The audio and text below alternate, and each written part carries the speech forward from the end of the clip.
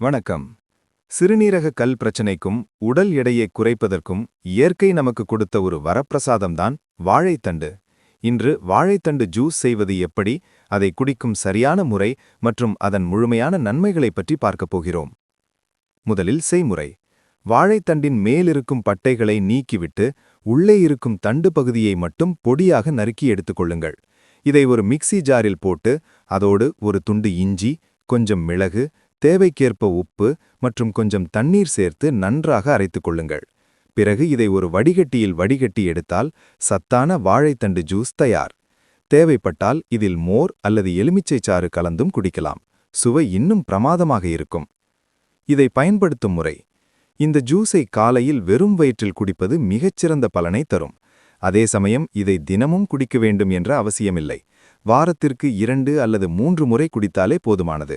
Juice போட்ட உடனே குடித்து விடுவது நல்லது. சரி, இதோட நன்மைகள் என்ன? சிறுநீரகக்கல். இது சிறுநீரக கற்களை கரைக்கவும் மீண்டும் வராமல் தடுக்கவும் உதவும் மிகச்சிறந்த மருந்து. உடல் எடை. இதில் நார் சத்து மற்றும் நீர் சத்து அதிகம் இருப்பதால் உடல் எடையை குறைக்க நினைப்பவர்களுக்கு இது ஒரு பெஸ்ட் சாய்ஸ். செரிமானம். அஜீரண கோளாறு மற்றும் மலச்சிக்கல் பிரச்சனையை இது சரி செய்யும். நச்சு நீக்கம்.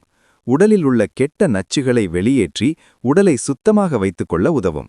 இவ்வளவு நன்மைகள் கொண்ட வாழைத்தண்டு ஜூஸை நீங்களும் ட்ரை பண்ணுங்க. ஆரோக்கியமா வாழுங்க.